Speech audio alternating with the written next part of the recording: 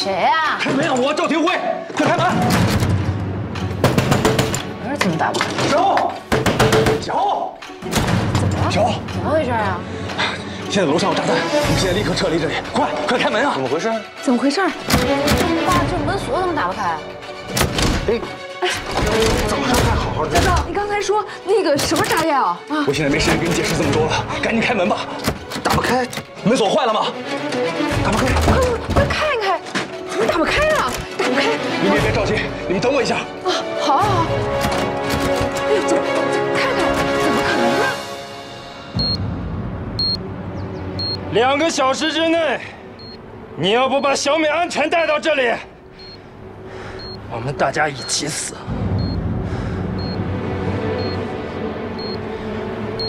好，我现在就安排。来，大家往那边走，快，注意安全，注意安全，跟上，快往那边走，快，确认一下后面还有没有人啊？快，赶快撤离！赵启辉，到底怎么回事？燕姐在天台被刘伟给劫持了，上面还有炸弹。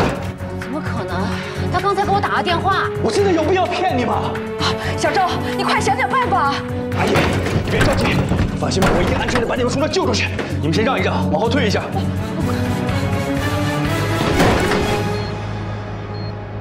联系林晨一看，把杨玫瑰送到华修院。别废话，立刻马上！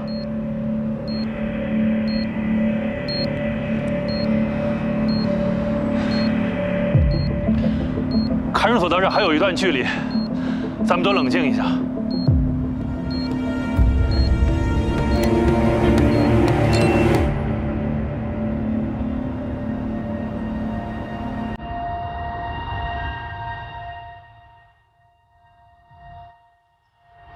刘伟，KK 是不是你杀的？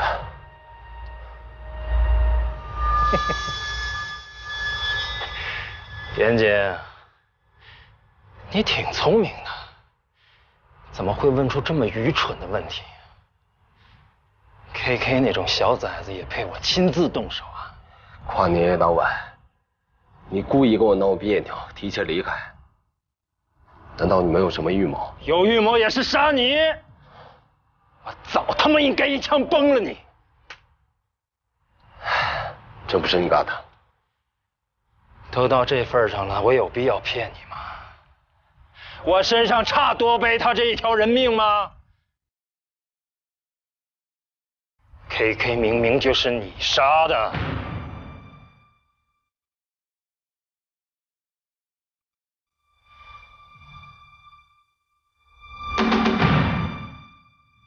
程队，季小欧家被困住了。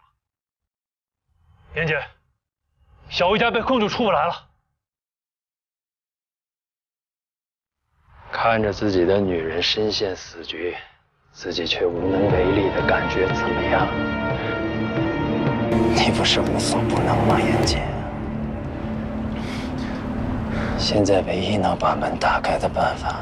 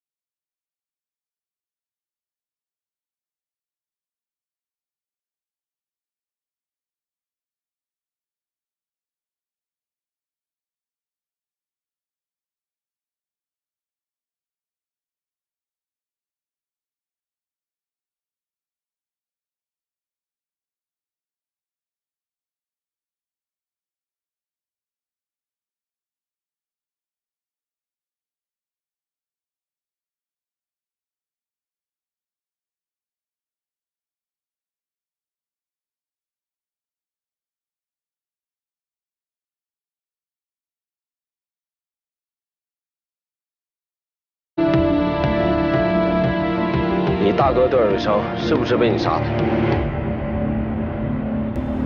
是我杀的，怎么了？为了小美人，跟你有关系吗？先是有段哥，后来再有我。你说小美人怎么就对你不动心呢？这20年来，你对小美人可谓是掏心掏肺，可她呢，她把你当成什么呀？一条狗。这样一个女人，值得你为她拼命吗？值得。小美值得我为她做任何事情。可你现在什么都做不了。你别以为我现在不敢杀你。刘伟，我一定要告诉你，小美人今天一早已经被枪毙了。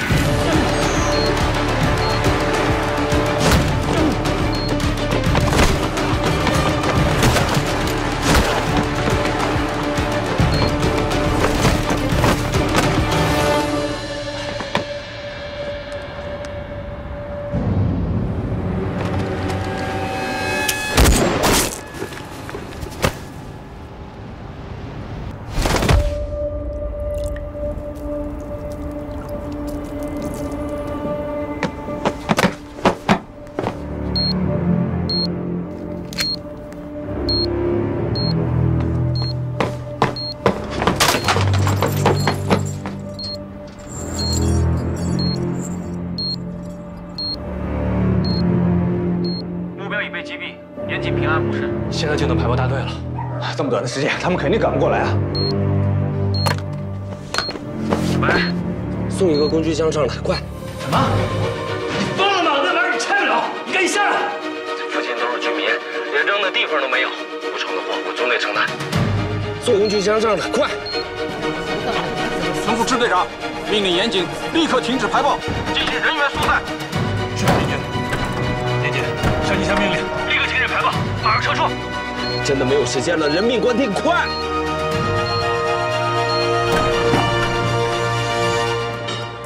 林局，严警在五纽特战队的时候曾经做过排爆手，有过成功的排爆经验。现在排爆大队暂时无法赶到，能否让他尝试一下？排爆大队还有多长时间能赶到？最快还有10分钟。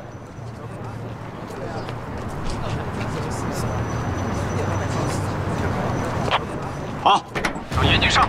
是，张军辉，小武家交给你了。头，消防队长迎兵过来，来不及了。腾，燕军来了。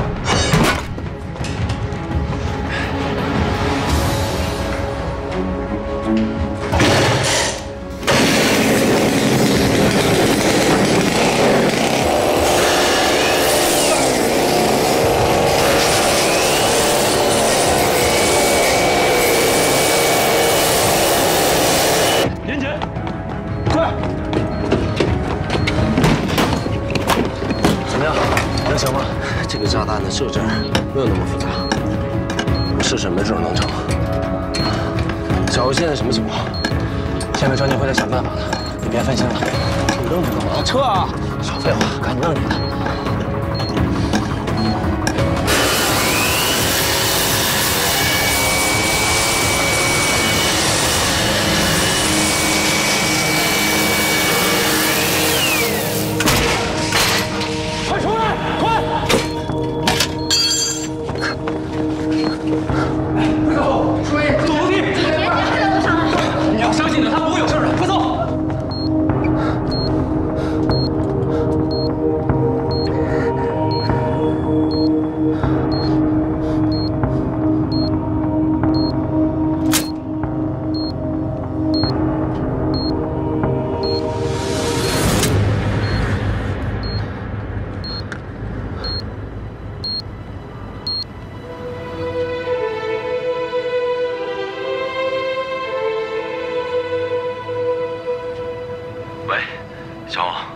燕姐，我们已经安全到楼下了。那就好。等我把手头的活忙完，晚上肯定回家吃饭。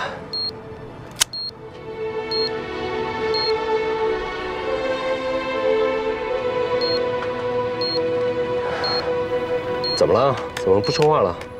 该不会咱妈又生气了吧？没有。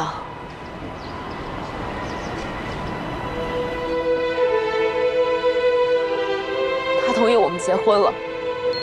真的？可以啊，媳妇儿。这回真可以当着咱妈的面喊你媳妇儿了。你跟她说，结婚以后不管大小事儿，我都会让着你。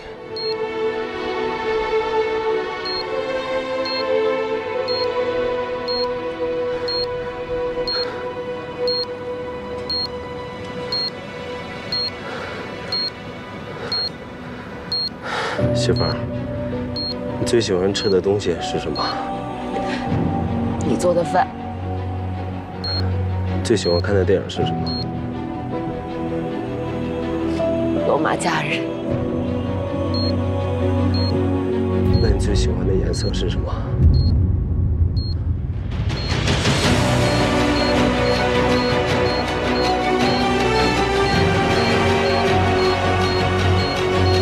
白色。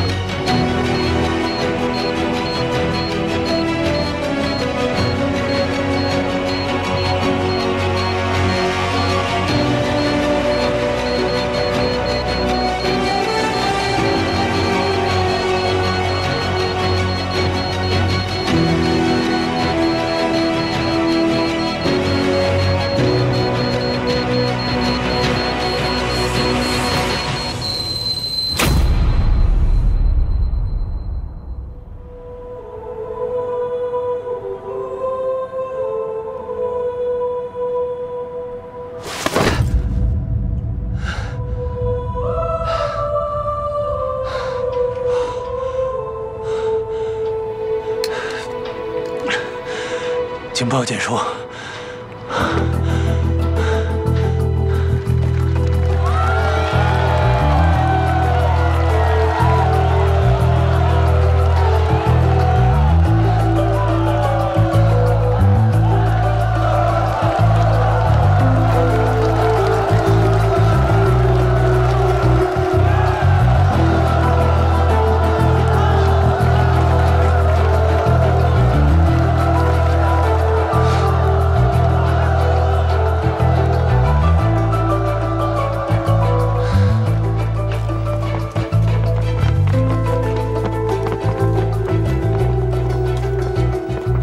谁能料到刘伟能来这么一出啊？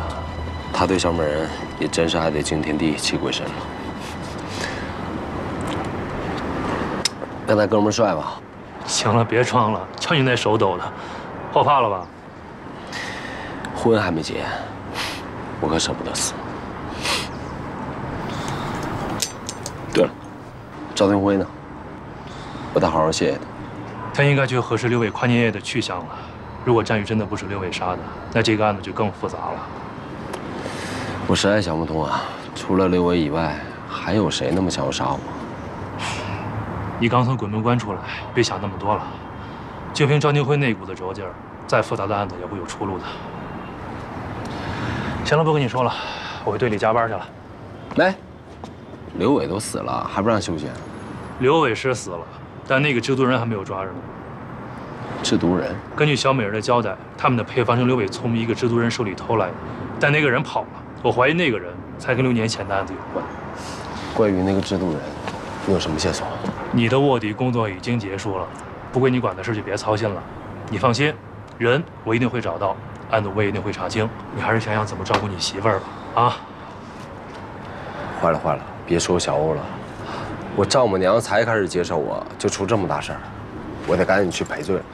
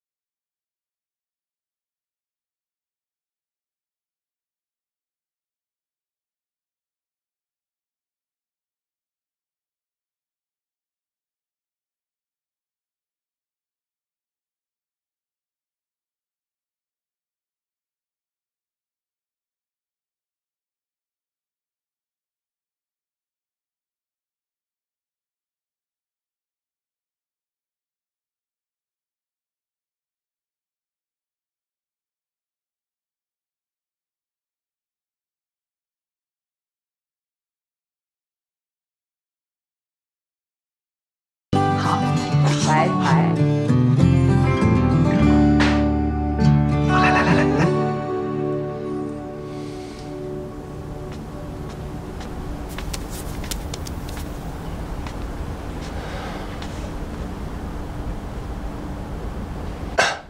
妈，原来您才是咱们家的大厨啊，难怪轻易不出手。生气就是生气，你喊100遍妈也没用。妈，严谨都累了一下午了，你好歹让他吃口饭，再教育他呀。命差点都没了，你还吃什么饭呀？严谨，你给我听好了，从现在开始，你不再是一个人，你有小欧，将来还有你们自己的孩子，无论做什么事儿，都要对家人负责任。你要彻底的铲除一人吃饱全家不饿的光棍思想。我不管你骨子里有什么英雄主义的情节，以后再上演这出惊心动魄的大戏，我就让小欧立刻换人。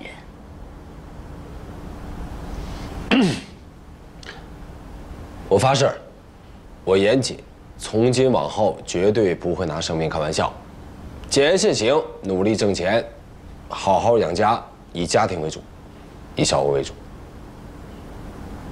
好。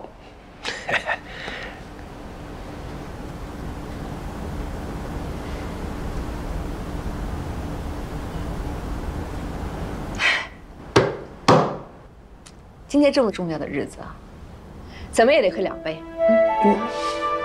等着，我去拿酒去。好嘞。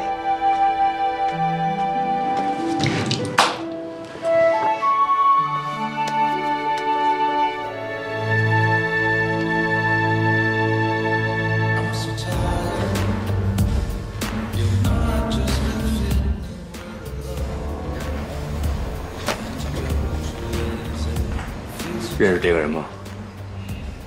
认识，这不刘伟吗？他不是跑了吗？跟他熟吗？我们这是合法生意，怎么会跟贩毒的有来往？他就是到我这儿来消费，我对他有点印象。去年的12月31号的晚上，他来过这儿吗？警察先生，我真不敢得罪刘伟。不用害怕，他已经死了。死了？哎呦我的天哪！这个王八蛋，一天对我连孔在下的。哎，那他赊的账我跟谁要去啊？你先回答我的问题。去年跨年夜的晚上，他来没来过这儿？来过。那天晚上我们店里做活动，他来的时候还跟我打了个招呼。几点来的？又几点离开的？大概是晚上10点左右来的吧，然后在包房里边玩得挺晚的，第2天中午走的吧。那天的监控还有吗？呀，那肯定没有了，我们这只保留1个月的。那你还能帮我们找到那天晚上跟刘伟在一起的人吗？我们需要核查一下。这个没问题啊，你们先坐，我去给你们问。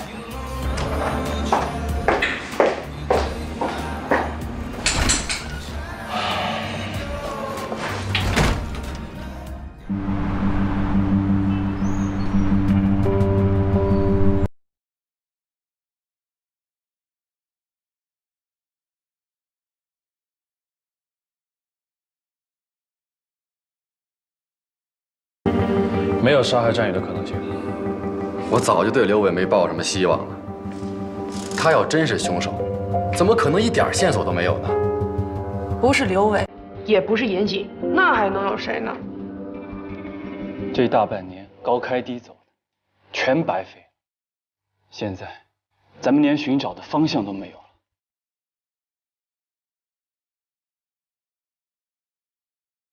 这么点困难，就把你们全打趴下了是吗？咱们手里的证据都指向谁？可严生已经通过那个实验，排除了清洁工就是严谨的可能。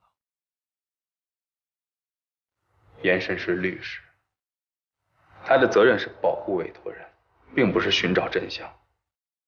严慎用带有煽动性的实验保护了严谨，但是他并没有付掉我们手里其他所有的证据。那您的意思，严谨还是嫌疑最大的那个人？他从来没有从我的嫌疑人名单里去除过。说句心里话，头儿，昨天严谨干的那些事儿，我还是挺佩服他的，有点没办法把他跟那个杀人犯联想到一起。在我眼里，他是不是杀人犯，靠证据说话。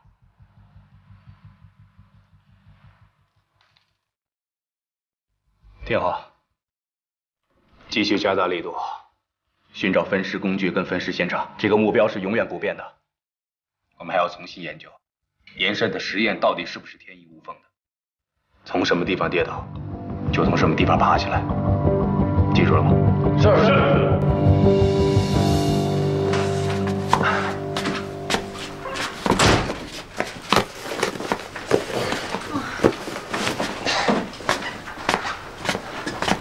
这逛了一个下午，我腿都打软了。辛苦了，老婆。来，对，我给你捶捶。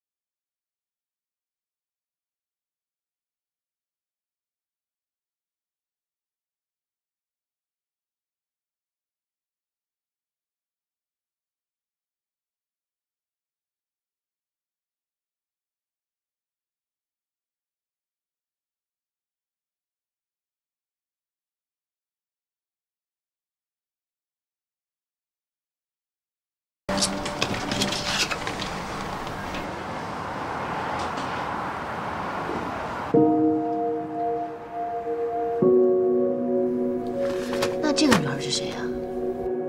不会是你的初恋女友吧？这不是孙佳玉的女朋友，叫沈五月。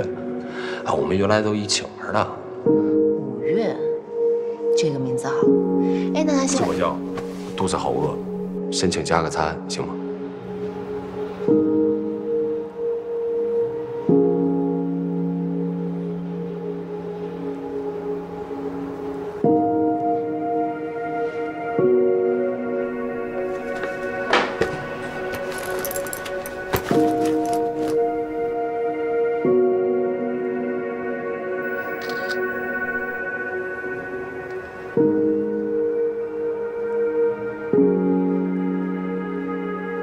小，减肥餐已经好了，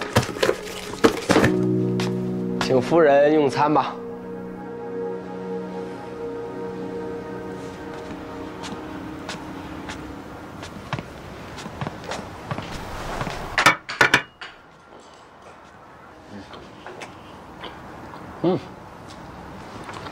你怎么不喝啊？这个东西特别好，饱腹又通便。你试试。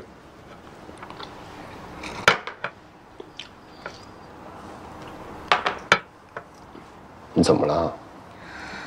我就有点累了，活不下了。要不你回屋里躺一会儿？我明天一早还要马货，我就先回去了。哎，我送你吧。不用了，我叫个车就回去了。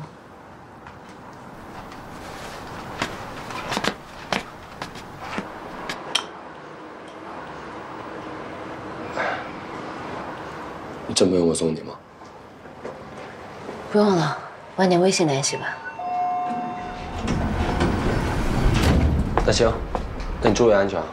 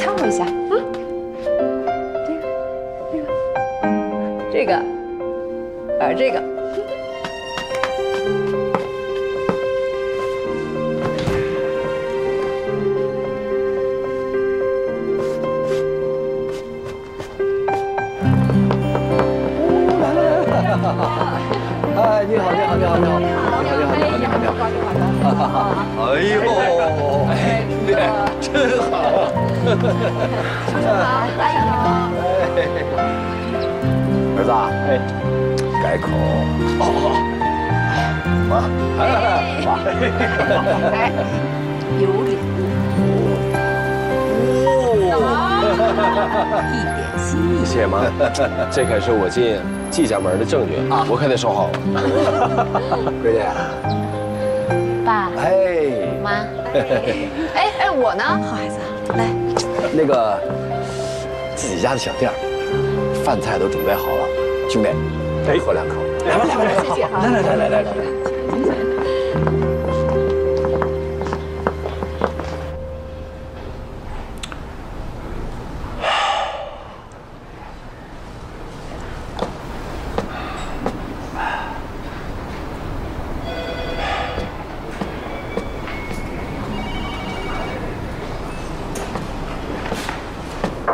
头儿，吃饭了。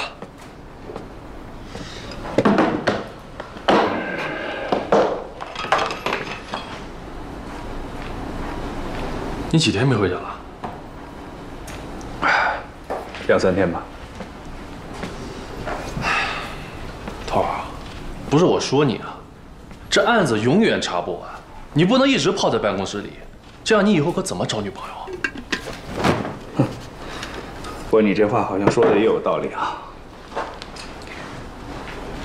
今儿天儿不错呀，是该出去溜达溜达了。这样吧，盒饭不吃了，你陪我出去吃点吧。我哪有资格陪你出去吃饭啊？我一堆工作还没做呢，一会儿还带着兄弟们去搜索分尸现场啊。发现给你小子个福利还不接着是吗？那你回去干活去吧。啊，别！我女朋友最近发现了一家特别好吃的火锅，要不我带你去麻辣一家？行，就去那家吧。今儿我请你。哟，铁树开花了。再那么多废话，让你掏钱啊？走吧。走吧。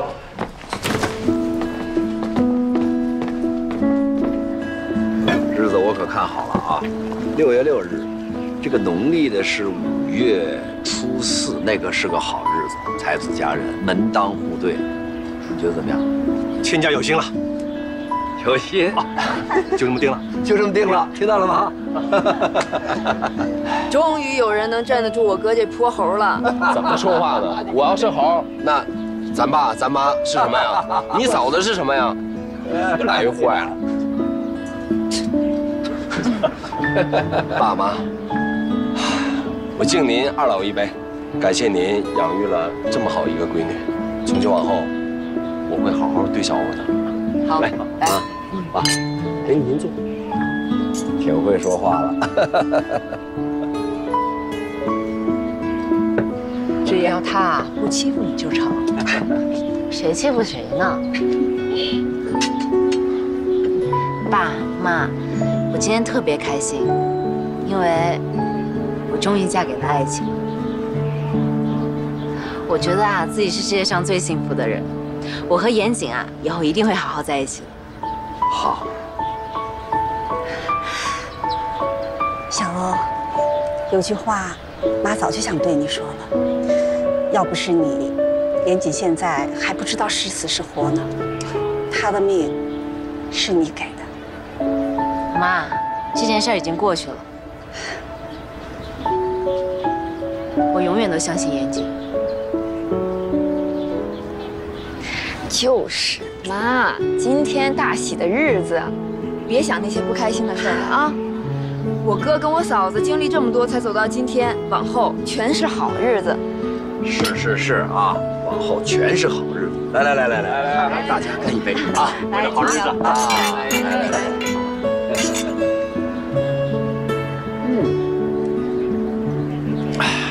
来，坐下，吃口菜。哎，是啊，好日子还在后面呢。我们呀，赶紧锻炼身体，等着抱我们的孙子。是。亲家母，你可别给孩子压力啊。小欧啊，生孩子的事儿自己定，想什么时候生就什么时候生。我和严谨挺喜欢孩子的，我们俩决定结完婚以后生1男1女，凑个好字。好，咱们就这杯好字干一杯啊！再干一个，来。来，我给这。妈，我给他夹。啊，好，来，那这给你吧。哎，来，挺好的。好，来，你也来吧。哎呦，头儿，你慢点儿。哎呦，慢点。哎呀，不花钱的东西就照死吃啊，丢不丢人啊？不是，我说你怎么又溜达来严谨的小区了？你是不是有什么新的线索呀？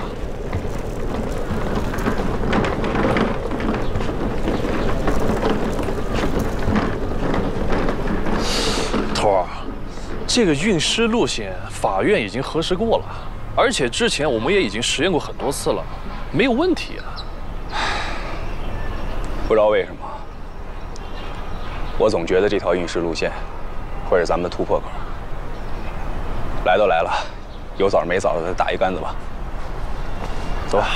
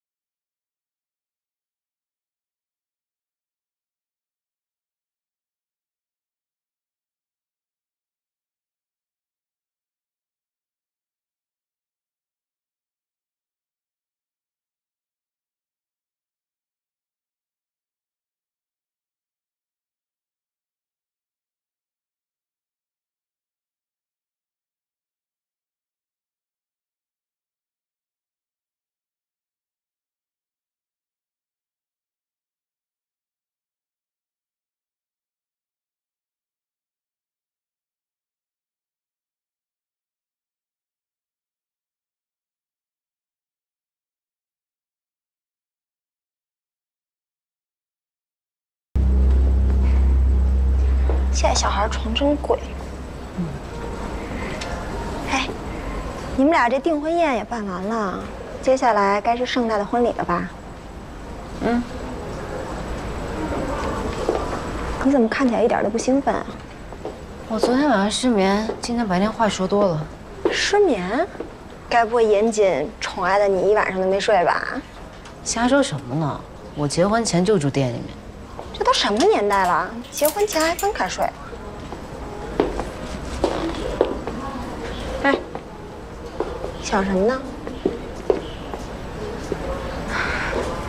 说呀！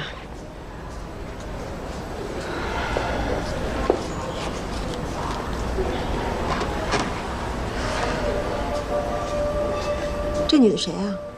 严谨初恋？严谨之前说她是孙佳玉的女朋友。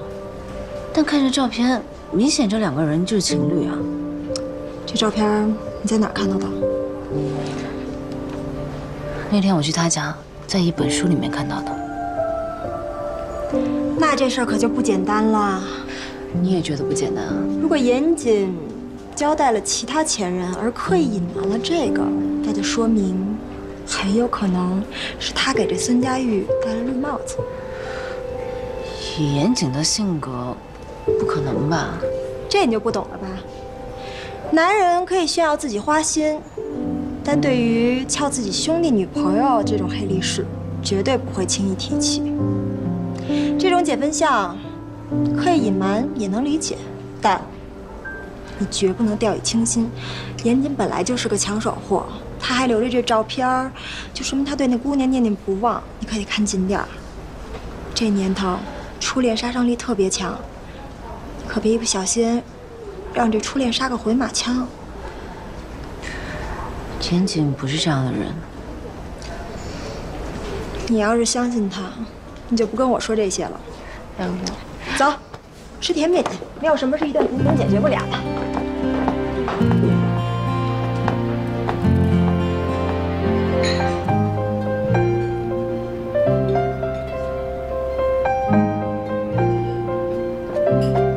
甜品都能离得远的，真骚！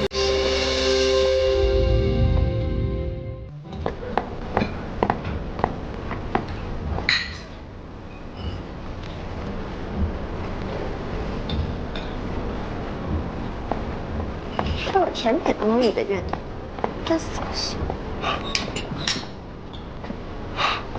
好巧啊！我陪你雅过来买点东西。啊，我也是。我刚去那边超市买了点东西。那就坐这儿吧。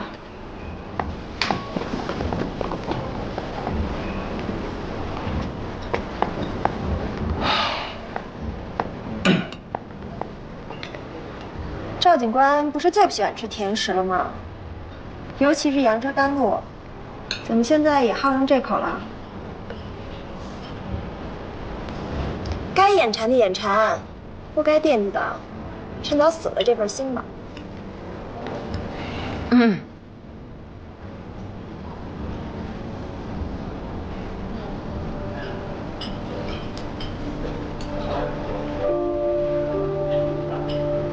听说你要结婚了是吗？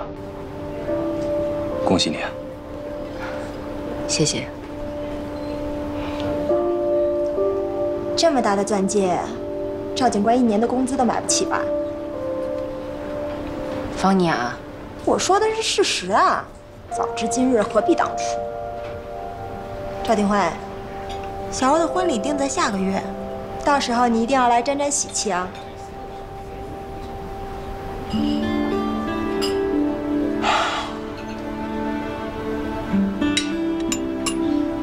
我局里还有点事儿，你们慢慢吃吧，我先走了。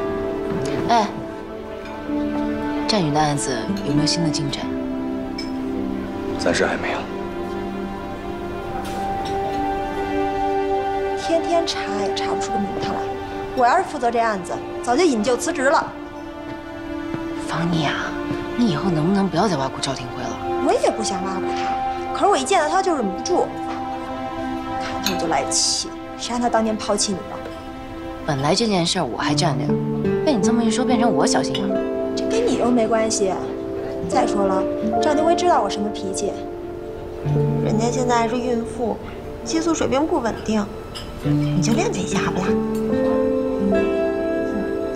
服务员，哎，来了，我要点单，你要点什么？给我来个 cheesecake。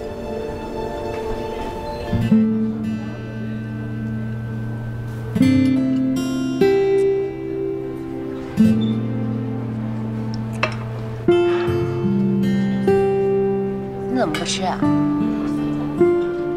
你吃口我这个吧，特别好吃。又酸又甜的，有什么好吃的？你就吃一口吧，保证你会喜欢上。啊？走吧。我们领导。喂，李局。啊，是的，案情有了新的进展。是的。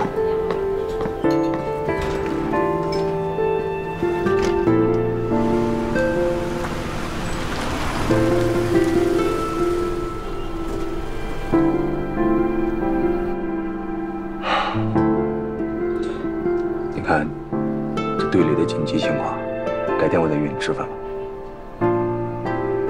要不我送你上去吧？不用了，就送到这儿吧。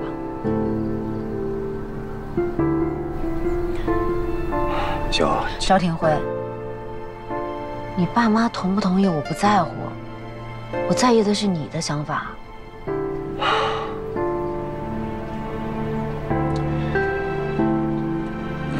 其实我觉得，这婚姻再怎么说都是两家人的事情嘛。如果我们得不到父母的祝福，好了，我知道了。这一年，你为了我跟家里闹了不少别扭，我不想再为难你了。长痛不如短痛，咱们就在这儿分了吧。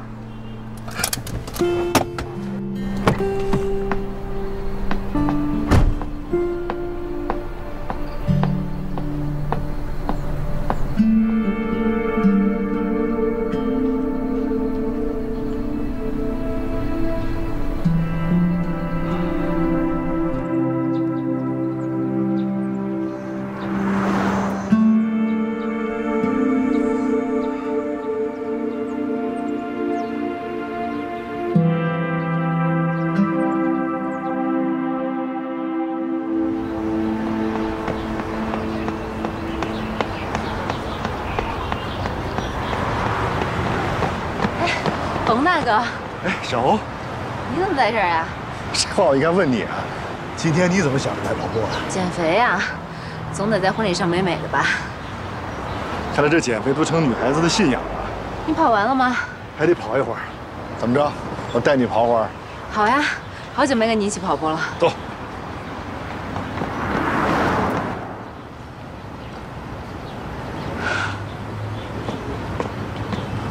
来，喝水。好久没有正儿八经运动了，完全跟不上你的节奏。这我也是为了你放慢节奏了。这运动完啊，整个人舒服多了。既然舒服多了，就聊聊吧。跟严谨吵架了吧？哎，没有，我就最近看到一张老照片，发现严谨跟一个女孩在一起。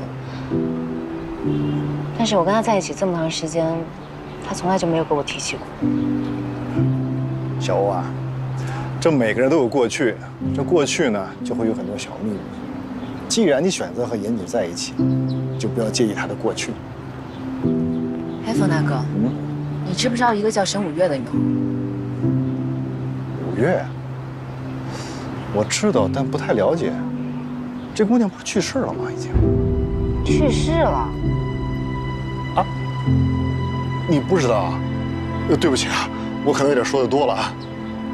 哎，这都是过去的事儿了。之所以严谨不愿意提，这可以理解。那他和严谨还有孙佳玉之间是不是发生过什么事儿啊？孙佳玉和严谨是在武警特战队认识的，我是后来在禁毒支队和严谨认识的。之前他们的事儿我不太了解，这事儿你应该问陈瑞敏吧。我要这样去问陈大哥，他肯定觉得我很八卦。那你就直接问严谨呀，这样对谁都好。哟，我该去接乐乐了，要不我开车把你送回店里。啊，不用了，我想再坐会儿。那行，那我先走了，拜拜。拜拜。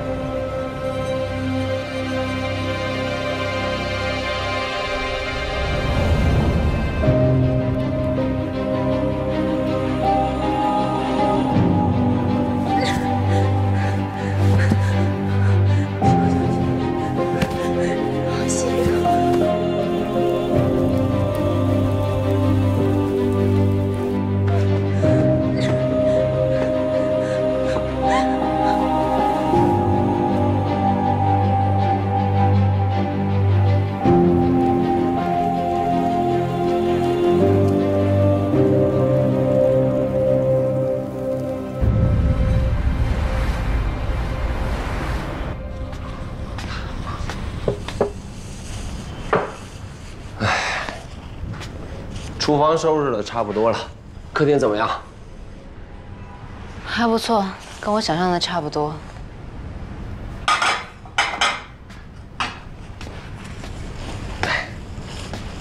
怎么了，宝贝儿？看你好像不是很开心啊。没有呀，我还在忙呢。来，我来擦。哎，不用了。哦，对了，家附近新开了一家居酒屋，我听说特别好，要不然咱们俩去喝一杯？嗯，等我收拾完。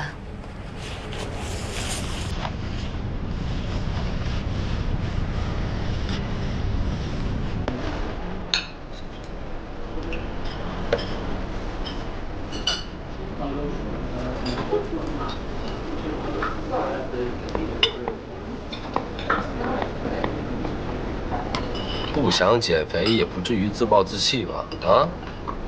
我一连喝了好几天了，今儿就想多吃点。行，吃，无非就是婚纱里多塞个几个肉，我陪你一块吃。老板，再给我一份刺身拼盘，一份炸猪排。好的。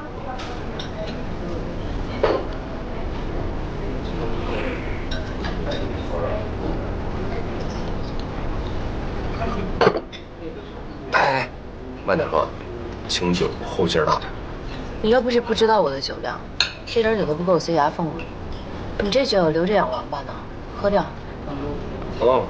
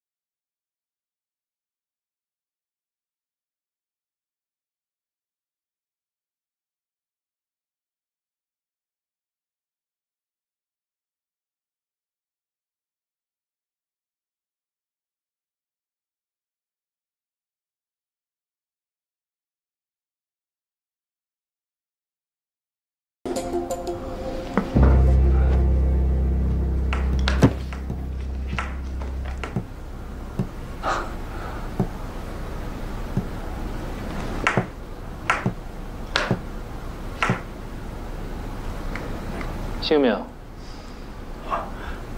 黄发祥，年龄54了。老黄是吧？哎，知道为什么抓你吗？哎呀，我这还正想问您呢。抓我的那个警察说我是什么制毒人。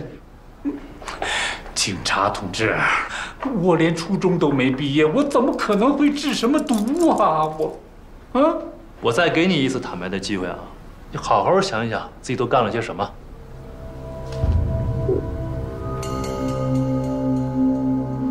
哎呦，警察同志，我真不知道你在说什么。这是5月10日的晚上，我们在溧源市的郊区金陵村发现了一个制毒作坊。这个带院子的平方有60多平，你就是在这里制作毒品，然后通过网络卖给那些买散货的买家和吸毒人员。围剿当天你的确是不在现场，但你逃跑前遗留下的生活物品都还在。茶杯杯口的唾液和指纹，以及衣物上随意一根头发的 DNA 都可以证明你就是这个院子的主人。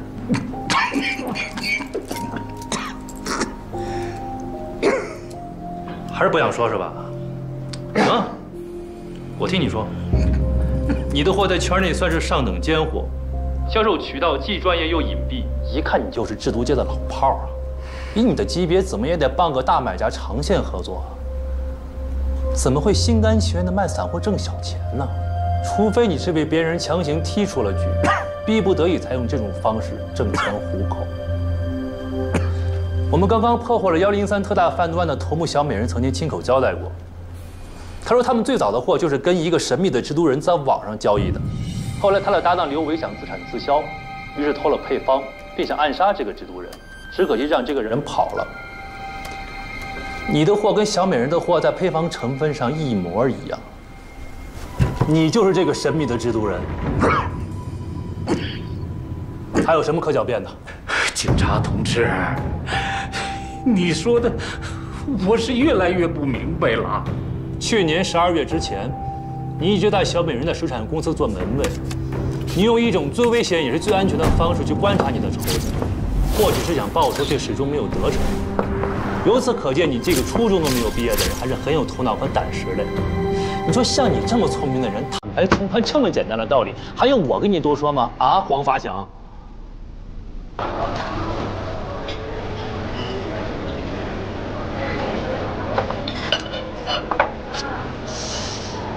谁家的媳妇儿真好？花盘在哪儿啊？耳朵，尤其是那张大嘴。妍姐，你是不是就喜欢大嘴妞？不是，我只喜欢你的大嘴。我们俩认识多长时间了？1年03个月010天。才认识1年多就要结婚，想想都觉得不可思议。什么意思？要反悔啊？我人都是你的了，你能不能答应我件事儿？说。以后我们俩在一起，不管发生什么事儿，不管是好的还是坏的，都要对对方坦诚。我觉得吧，这2个人之间不管有多亲近，都应该有彼此的独立空间和独立人格，甚至有秘密。你的事儿你不想说，我不会问。不管是过去、现在还是将来，因为你对我是完全的信任。如果真正信任，就没有什么不能说。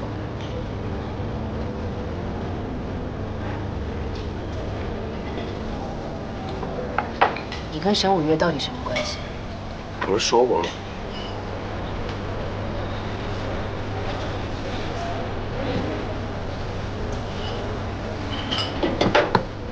我不是想纠缠什么过去的事情，我也不在乎他在你心中的位置，我只是希望我们之间可以坦诚相待。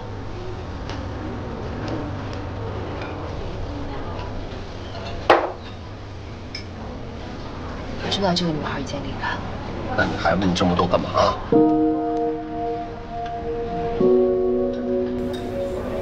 你之前说她是孙佳玉的女朋友，我信了。但如果你是我，看到这样的照片，你会怎么想？难道你不好奇吗？我们今天坐在这儿喝酒，像讲故事一样聊聊过去，不为过吧？不是所有的人和事儿都可以当成故事讲给别人听。为什么？你们之间是有那么难以启齿吗？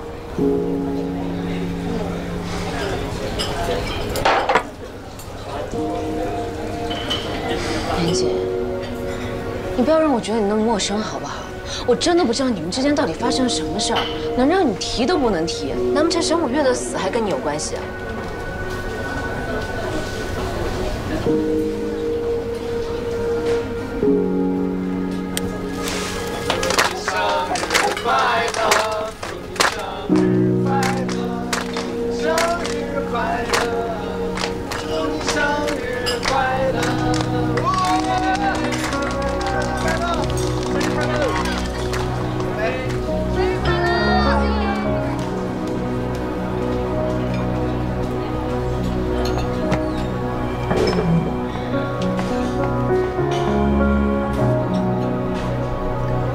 老板，再给我来壶酒。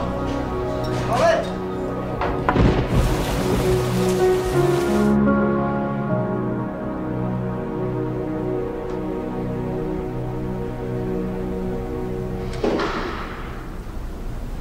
留给你坦白的时间不多了，你到底说还是不说？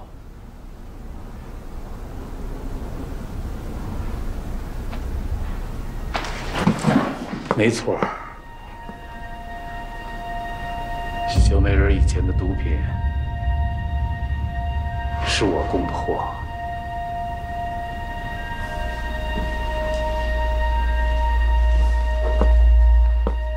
可是我怎么也没有想到，他们居然要杀人灭口，偷取我的配方。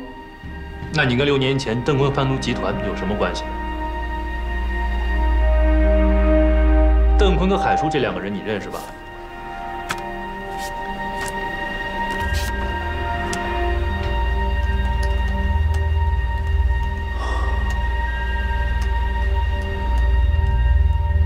那我要是说了，还能给我减刑吗？你自己选择什么路，你自己不清楚吗？想活命当中为什么要制毒呢？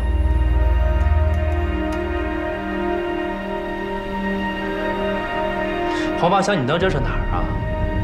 这事由不得你琢磨，你今天必须要说清楚，毒品配方到底是怎么来的，你跟6年前的案子究竟有什么关系？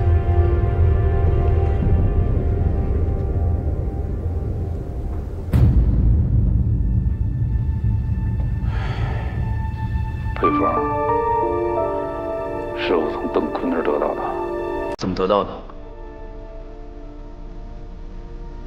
围捕邓坤时你在现场？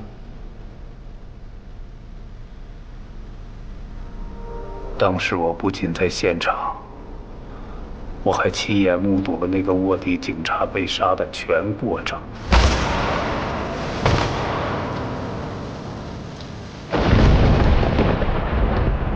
你要说什么？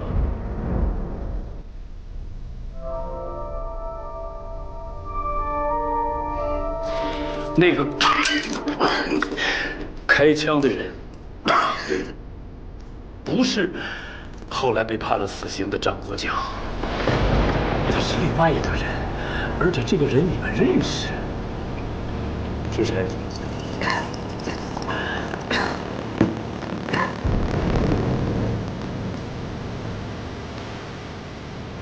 是当时还是缉毒警察的严谨。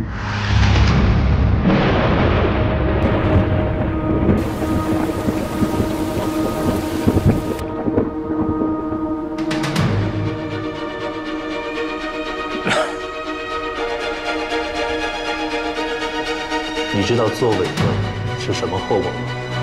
我这一条腿都迈进棺材了，我能跟你说这些，还不就是为了想多活几天吗？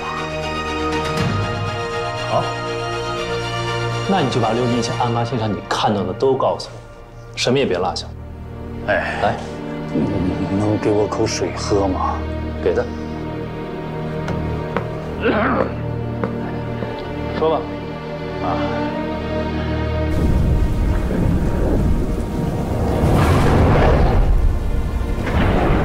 就是海叔手下的一个小工，每天就在工厂里打杂。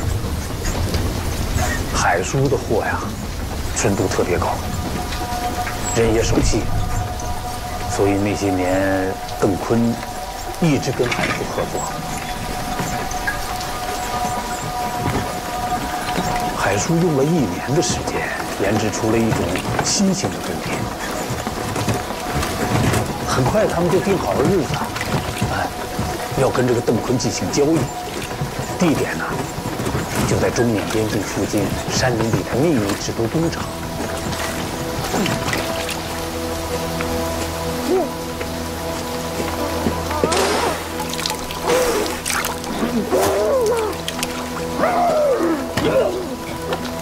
没事吧？没事，谢谢。哎呀妈的，这真不是人干的活儿。谁让干这个挣得多呢？嗨，你把这2壶水给海叔送过去。哦，记住，不该看的别看，不该问的也别问，啊。哎，去了啊。好。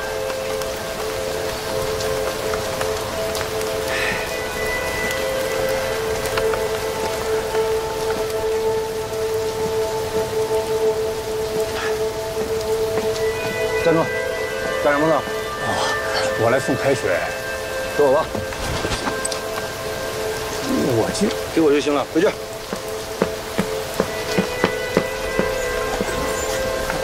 看什么看？快走！哎。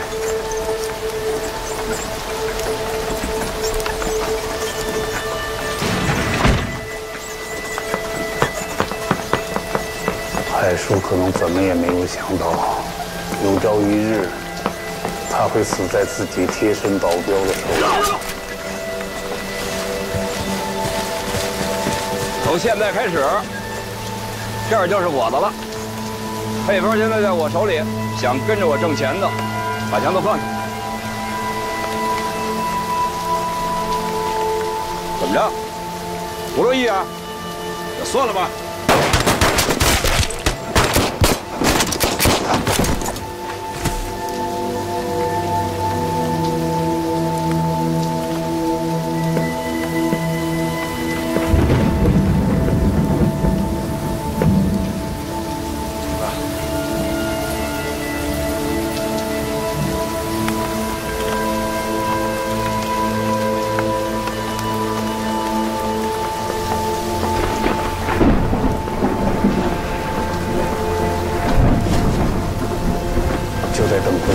去制毒工厂的时候，警方就围剿上来了。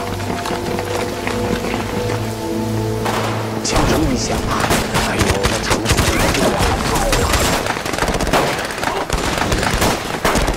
那工人就跟没头苍蝇似的到处乱跑啊！我当时我也懵了，那吓得我拔腿就往西边的这个树林子里边跑啊！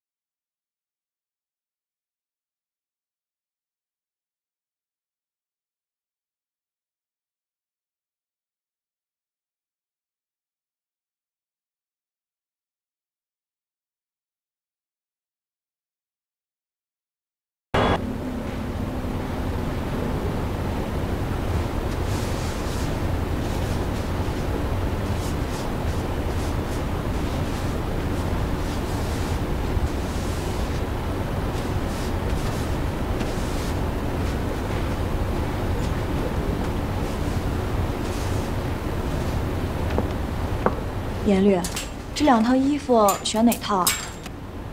颜律，就白色那套吧。好，那就搭配这件黑色的吊带和红色的口红喽。那我们就先把衣服换一下，再做最后调整。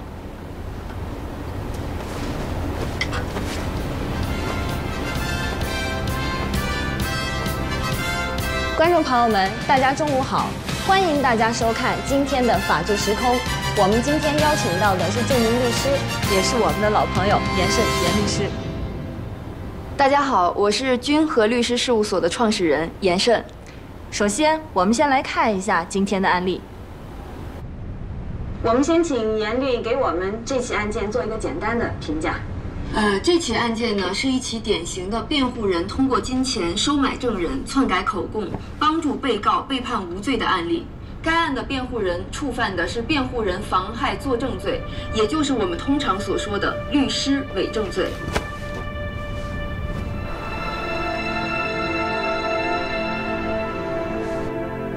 后来我看报纸的时候才知道。严谨脱罪了，判了张国强的死刑，证据就是落在现场的一只鞋。其实那天张国强根本就没在现场，是我穿了张国强的鞋，逃离的时候不小心掉那儿了。黄发祥做假口可是要负法律责任的。警官同志，我敢对天发誓，我没撒谎，没说谎话。审判长，各位审判员，照片中的这只鞋是在案发现场新找到的证物，已经核实，这只鞋正是制毒工人张国强的。请问张国强，你对我刚才所说的话有疑问吗？没有。好，这只鞋你是如何遗落在案发现场？请详细说明。那天我趁乱逃跑，就跑进林区了。也就是说，你之前向警方撒了谎。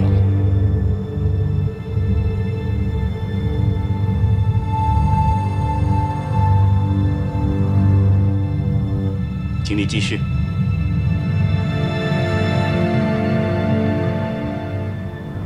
那个卧底警察是我杀死的。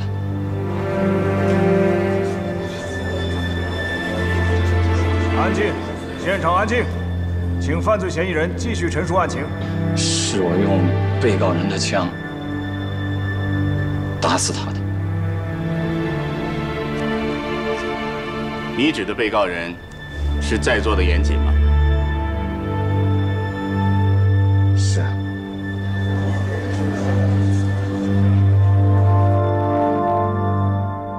那天张国强还有工厂的工人四处逃，那我也不知道他怎么让警方抓住的。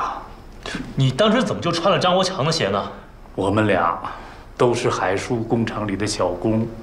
我们俩住上下铺，平时关系特别的好。围剿那天呢，正赶上我的鞋弄脏了，没鞋穿，我就穿了他的鞋。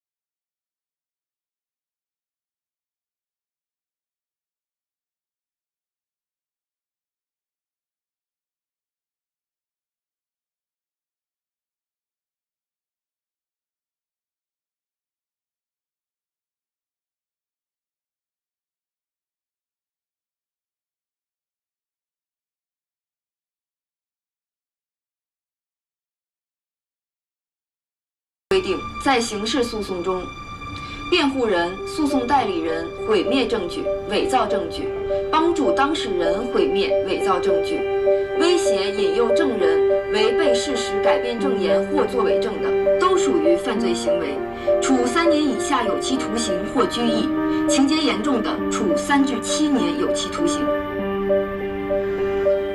我们经常会讨论一个尖锐的问题，就是律师的责任究竟是以委托人的利益为主，还是以案件受到公正的审理为主？我们想听一下严律您的看法。你看看这严慎这姑娘，越来越成熟了。老沈，你朋友多，学生也多，赶紧给她介绍个合适的小伙子。当职业道德和人性道德发生冲突的时候，我觉得作为一名律师，应该职业道德优先。这不是人性不人性的问题，而是一个根本的原则性问题。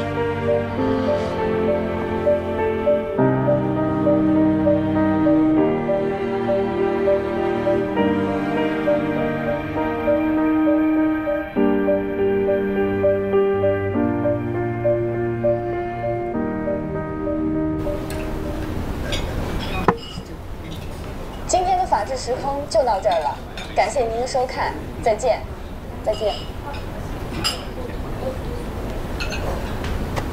哎，你说你这小姑子要模样有模样，要能力有能力，怎么就是嫁不出去呢？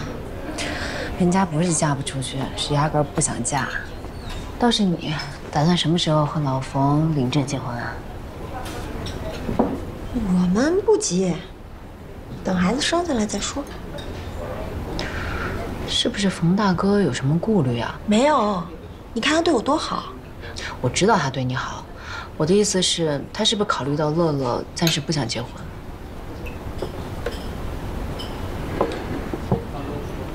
那也不是，乐乐其实挺喜欢我，只不过我一直没有明确的跟他提过这事儿，所以老冯也就没提。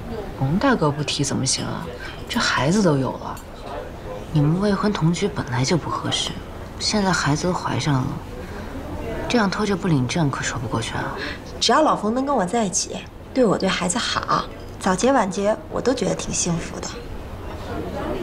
哎，对，你问没问严姐那照片的事儿啊？她跟那姑娘还有孙佳玉到底什么情况啊？吵架啦？你知道有没有结婚证的愿意为了心爱的男人生孩子？你犯得着为了张照片跟他吵架吗？所以你到底是问还是没问？我问了，但他没有说。我觉得吧，有些事情不需要弄那么清楚，尤其是以前的事儿。既然他不想说，一定有他的理由，我何必强人所难？只要不影响我们俩的生活，我也不会介意的。心真大，我得向你学习。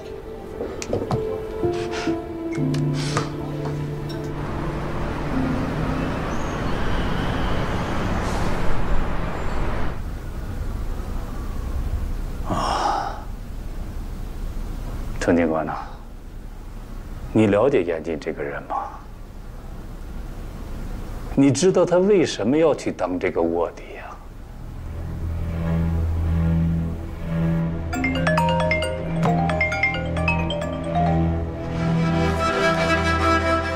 喂，云梯 S6519里坐的你的人吗？我先声明啊，我做的都是正经买卖。你什么情况我还不知道啊？盯的不是你。你的意思是，有毒贩来我这吃饭了？是不是？不认识吗？少打听，我还有事忙着呢啊！没事，我先挂了。搞得这么神秘，看来案子不小。需要哥们儿帮忙的地方，尽管吩咐。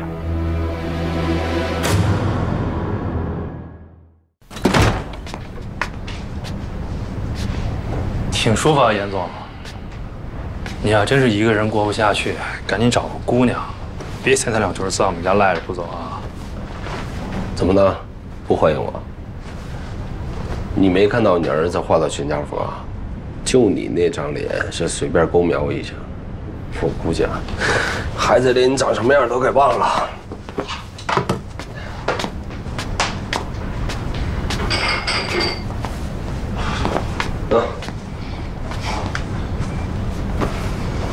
你最近查的是小美人吧？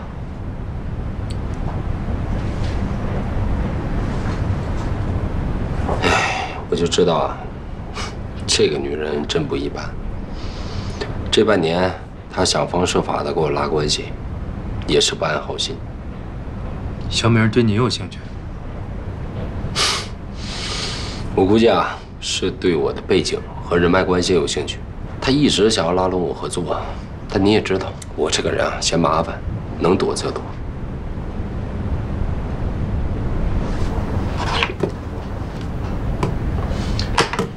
说吧，这个案子查得怎么样了？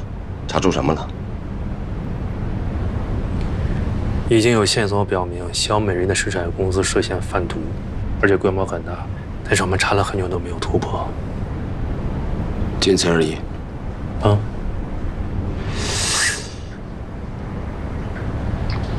看你这遮遮掩掩的样子，我就知道这个案子肯定不一般。说。最新缴获的那批毒品成分与浓度和5年前的案子一模一样。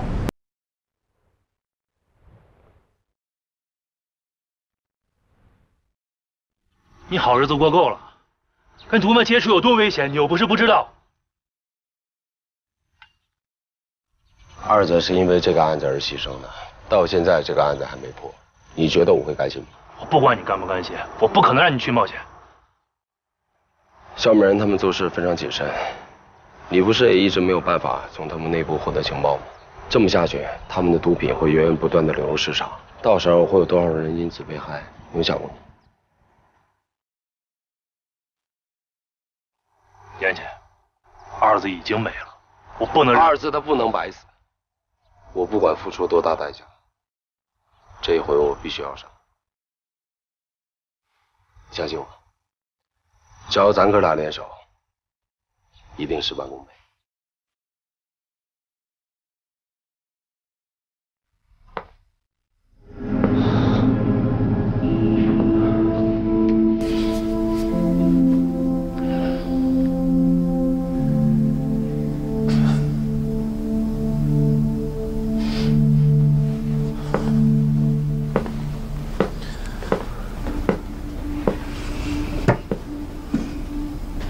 你想说什么？如果我没猜错的话，一定是严谨主动找你要求做这个卧底的。啊，程警官，你有没有想过，严谨早就不是缉毒警了？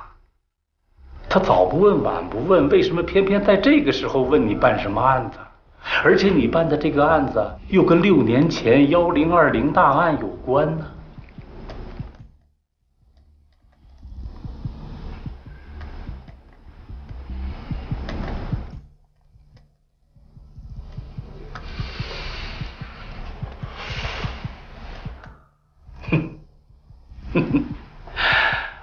我就知道，严谨没跟你说实话。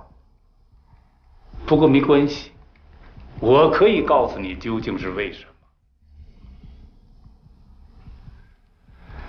其实，在严谨主动找你当这个卧底之前，我曾经给他打过一个电话。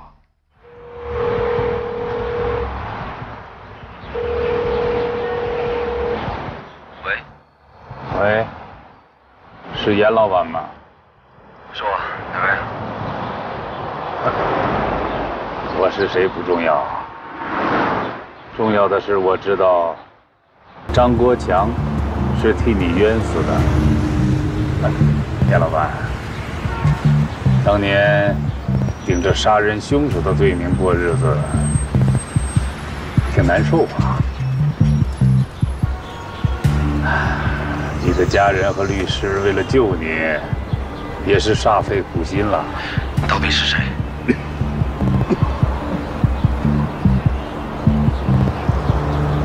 我知道，小美人对你很感兴趣。如果你愿意配合警方，除掉他和刘伟的贩毒集团，我会让你知道我是谁的，也会帮你永久隐瞒这个秘密。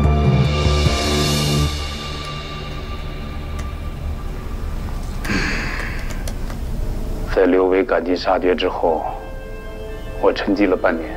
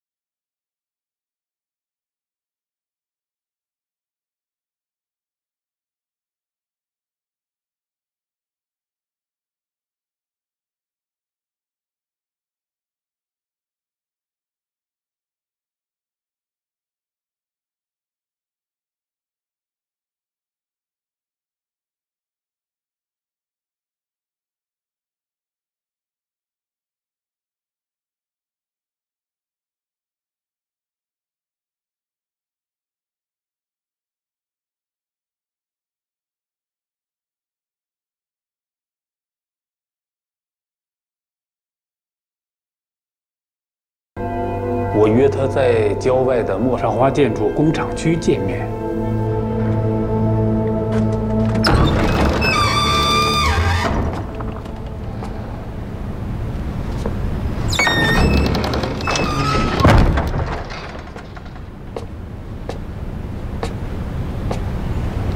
严总你好啊！放心，就我一个人。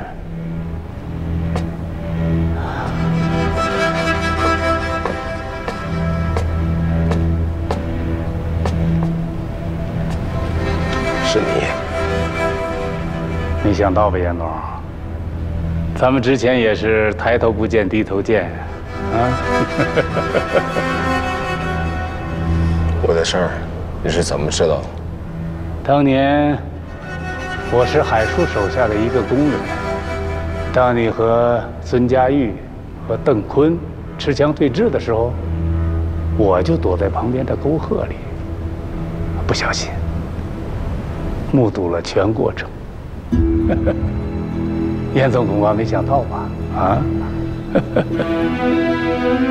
我已经在配合警方调查小美人贩毒集团了。你答应我的事儿，你要说到做到。哎呀，你放心，你只要按照我们说的去做，你的秘密我们绝对不会告诉任何人的。你，哎。 我想知道，就你现在这副样子，你能不能完成我们之前的约定啊？啊，吸毒的人我可见得多了，多半都丧失了意志，你可不能误了我的事儿啊！你放心吧，我比你更着急除掉他们。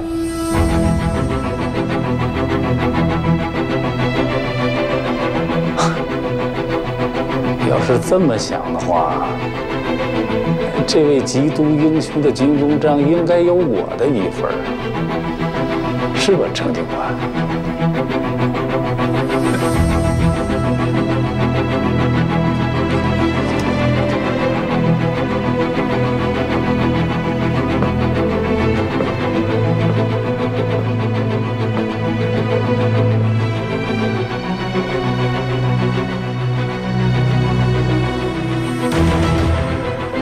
程警官，你真的了解严谨这个人吗？你清楚他到底为什么要去当这个卧底吗？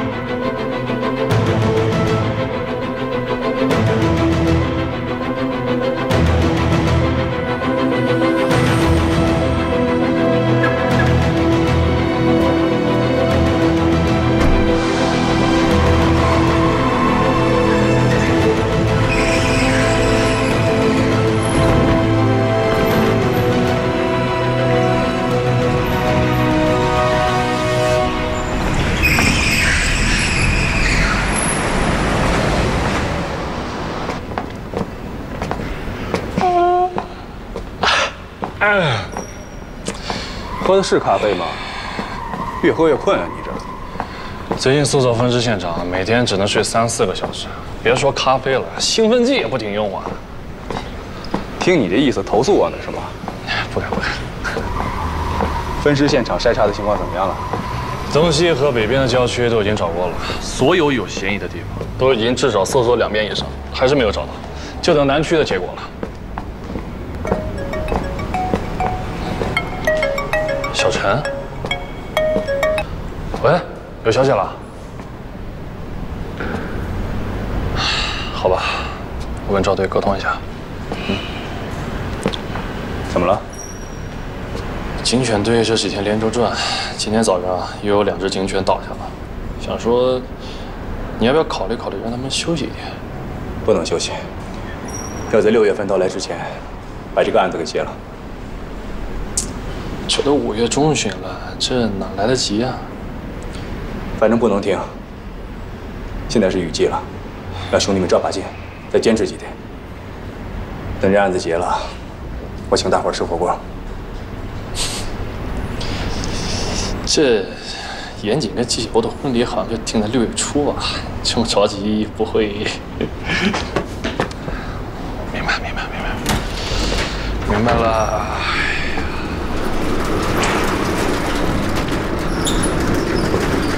喂，哎，赵队说了，案子破了，请大家伙吃饭啊！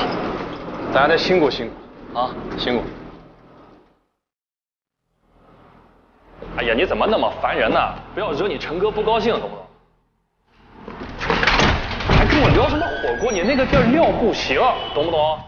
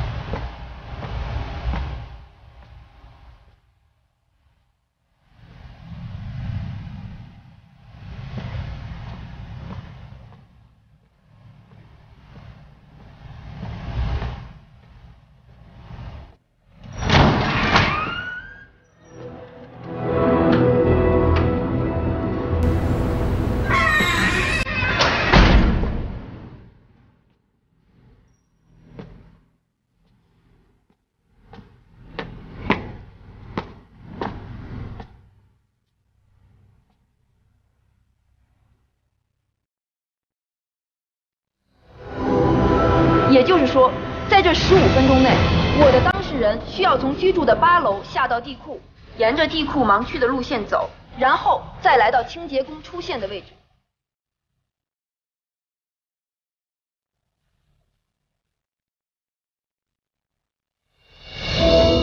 你们地下1层这个门，平时都是关着的吗？啊，这个门平时是锁着的，但是每周一为了方便运送垃圾才会打开。每周一？对，因为每周一是小区大扫除的时间。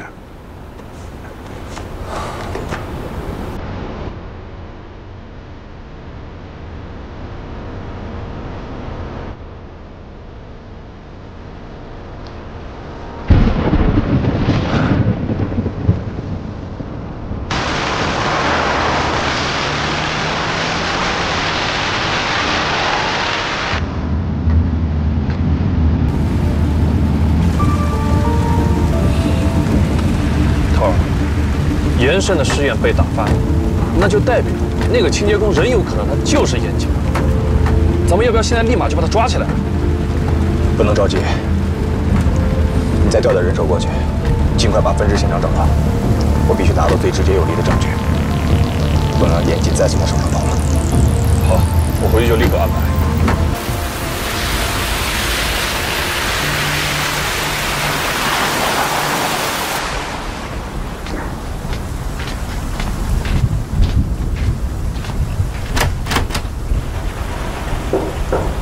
你睡个觉锁什么门啊，老程？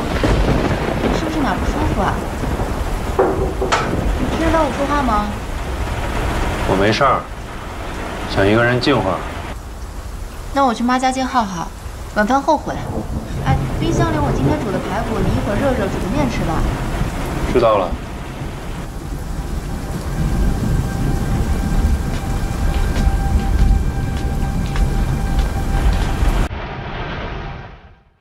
你真的了解严谨这个人吗？啊？你清楚他到底为什么要去当这个卧底？你最近查的是项目人吧？这一次我必须要上。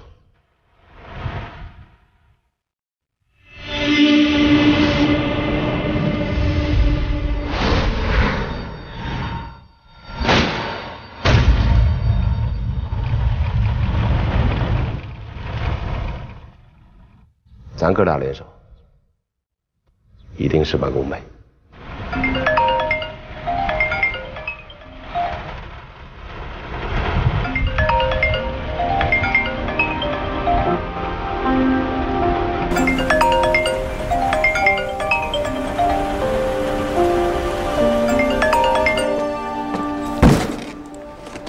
大家把手上的活先停一下，这是严谨从小学到现在所有的资料，每人一沓，都给我查仔细了，听清楚了吧？杨成，发一下。涛儿，你查严谨不至于从小学开始查吧？真要想查一个人，就得先了解他这一生，知己知彼，百战不殆。行了，干活都速度点。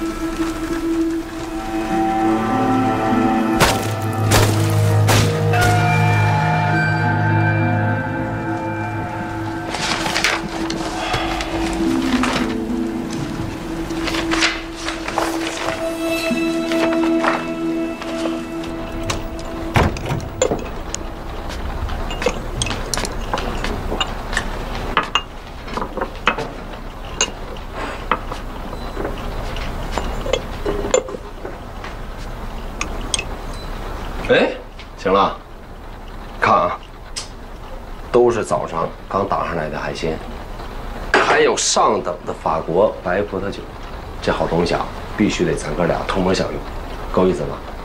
我早上给嫂子打了个电话，她说啊，今儿你休息，在家补觉呢，我二话没说我就杀过来了。我今儿啊必须得给你补补身体，说吧，这螃蟹啊是想吃清蒸的还是香辣的？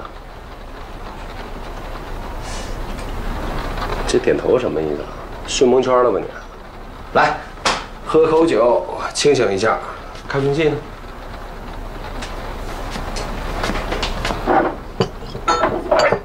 别要这个了，这个有劲儿。行，难得大哥好兴致，开了。那我忙活菜了啊。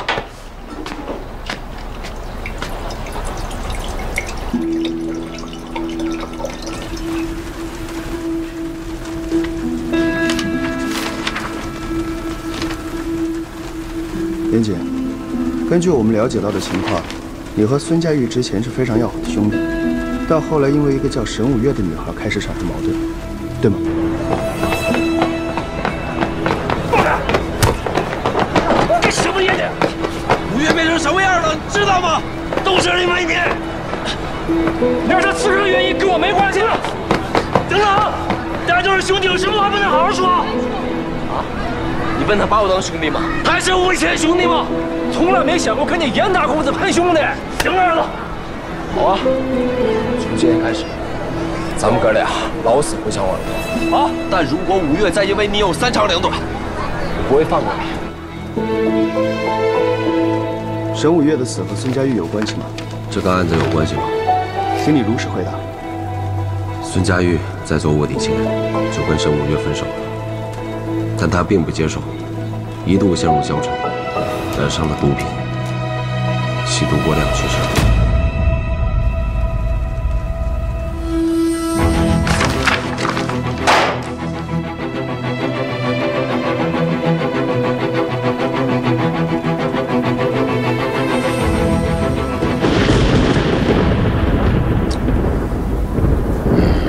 是啊，我这两天心情特别差。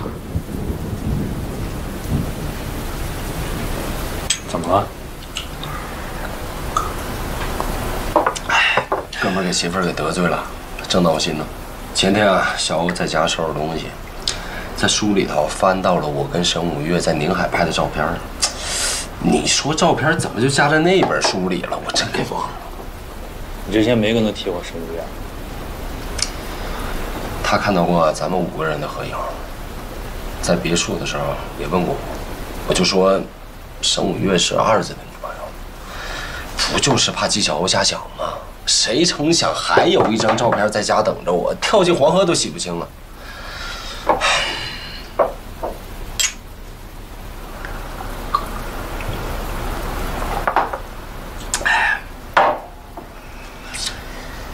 小欧问我也没别的意思，换作是我也会问，但我也不知道为什么，我就是特别不想回忆过去的事儿。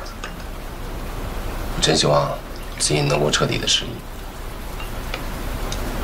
把之前所有的痛苦统统忘掉。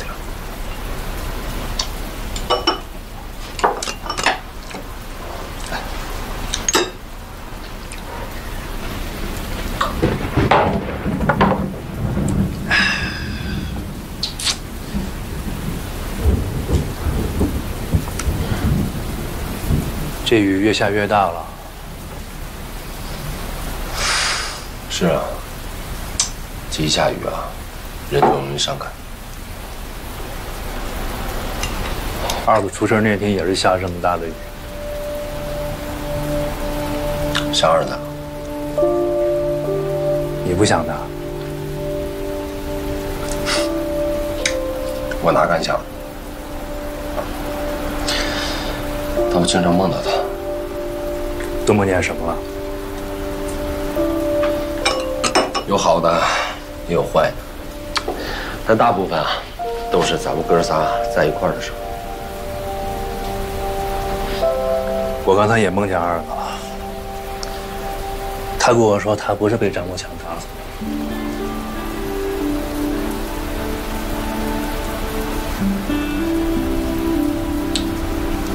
嗨，一场梦而已，别想多了。改天啊，咱们俩去看看儿子。我也应该把要结婚的好消息告诉他。好啊，来，吃个螃蟹。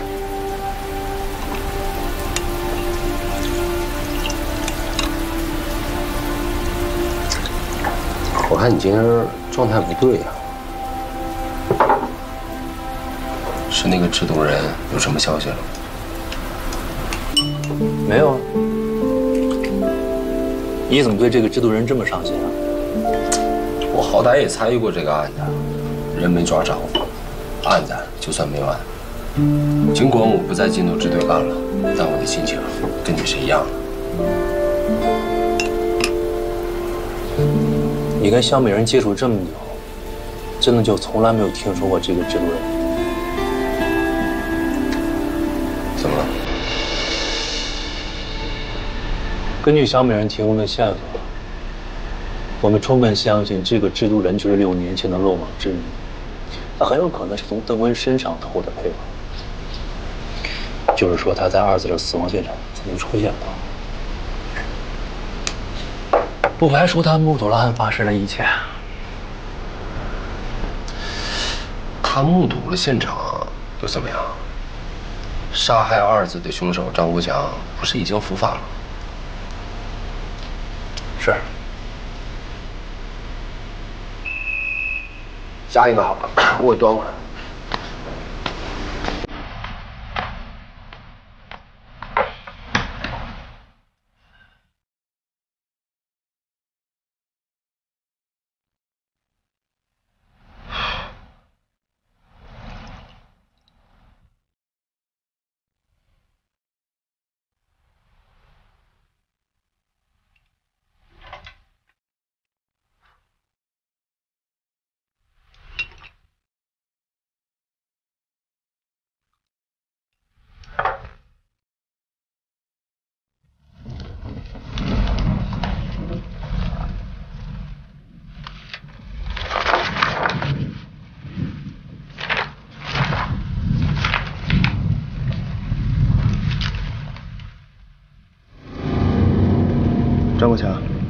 你打死孙佳玉之后，往哪个方向跑的？我当时是向东逃跑的。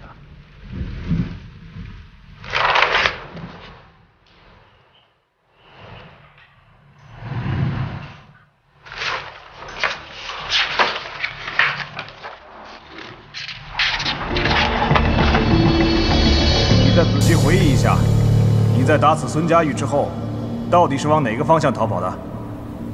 西边，我方向感不太好，之前跟警方说错了。后来我仔细回忆了一下，是西边。你确定吗？确定。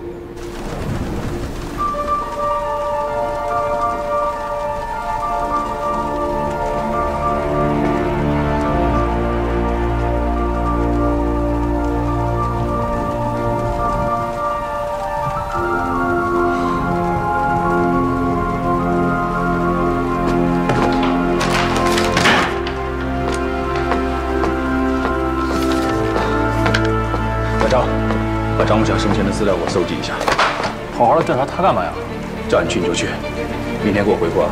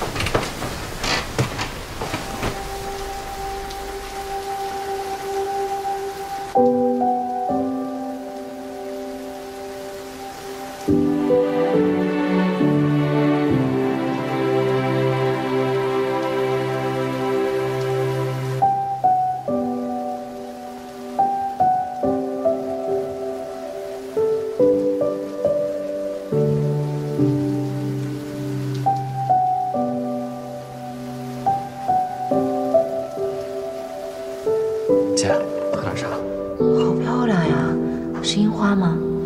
最近我们学校的樱花都开了，我加了一些进去，还加了一点水果一起泡着喝，味道还不错。那就叫它4月的午后。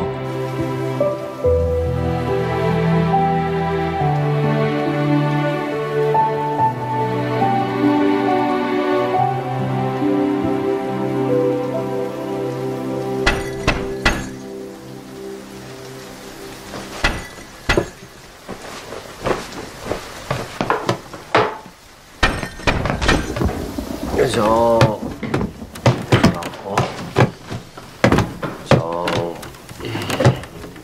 还是母亲，怎么喝这么多？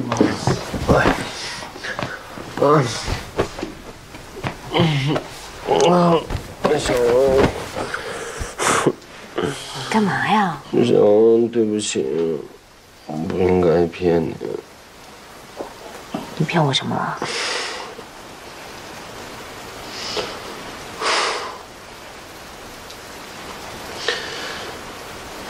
其实沈五月，他是我的初恋。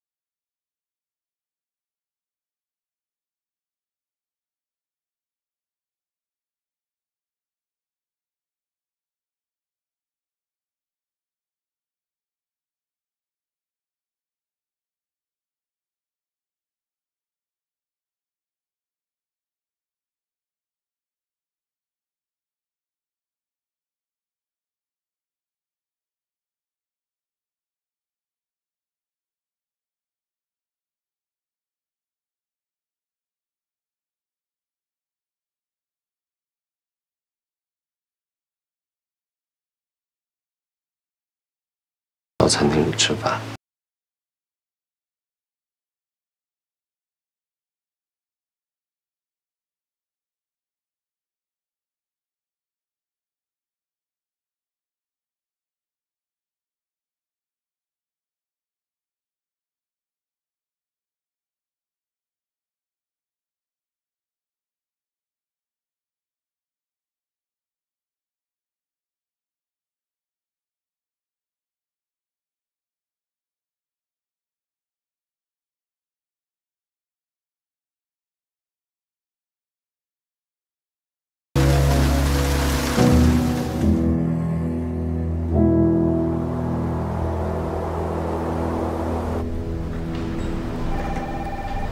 张国强死前得了癌症。我去了张国强的村子，跟他之前的朋友聊了几句，说他生前四处借钱，为了看病，具体什么病不清楚。所以后来我去了医院调了他的病历，这才发现了问题。6月份查出来的癌症，他被捕是10月份。看来张国强是为了钱才被迫制毒的。应该没错。张国强现在家境怎么样？据村里人说，当年张国强杀害警察一事，给全村都蒙了羞。他死后，他老婆也没有跟村民有过多的来往。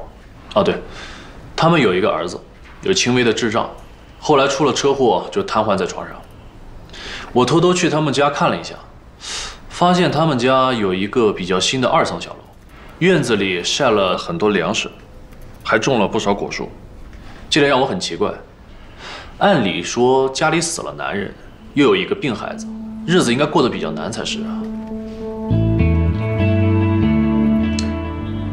这样，你去趟银行，把张国强跟他老婆的银行账户查一下，看看有没有大额存款的记录，啊，顺便把严谨跟严慎的也一起查了。你的意思是张国强是被……干活去吧。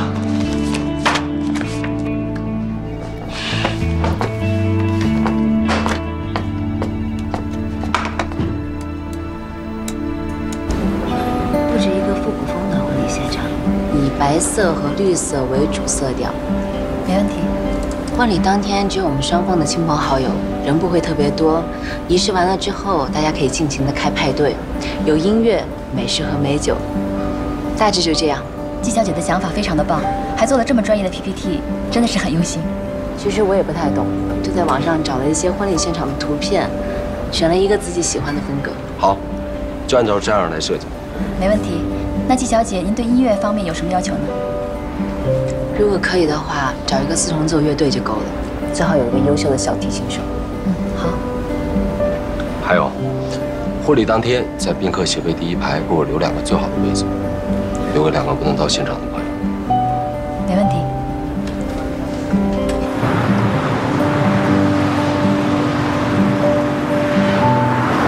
刚刚严胜给我打一个电话。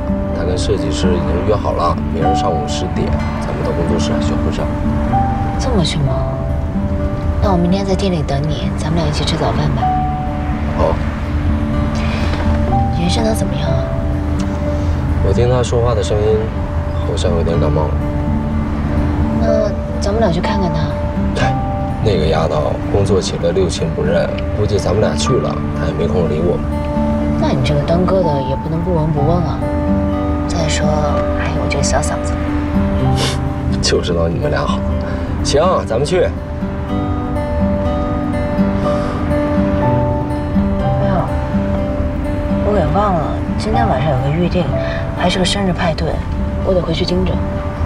行，你忙你的，我去也好。那我改天再去看他。好。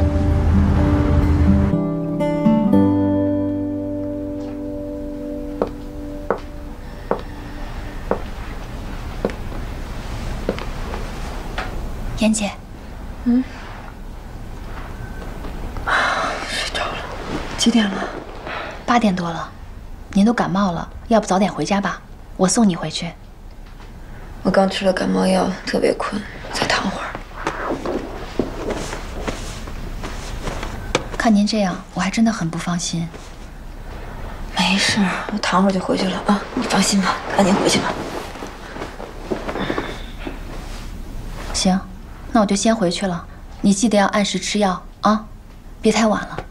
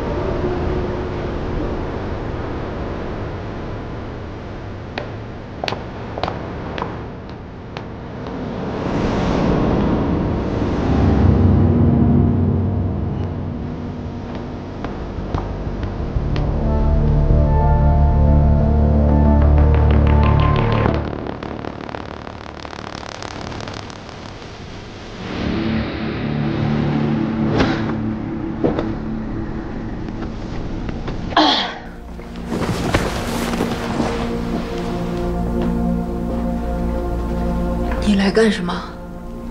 我没法不来啊！电话你也不接，短信也不回，我只能来找你了。现在赶紧离开，否则我就报警了。报警？哎，好啊，我正好想找警察呢。我想跟警察说说你干的龌龊的那些事儿。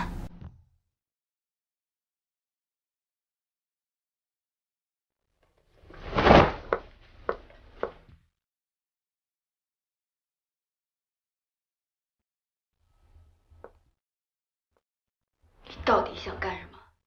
还能干什么？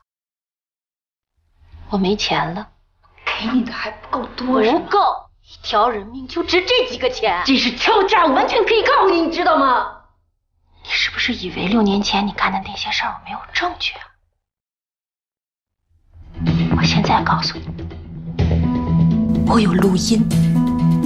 你告我，那我就把你给你哥哥做伪证那些事儿全都捅出去，到时候我死的不止你一个，还有你那个杀人犯的哥哥。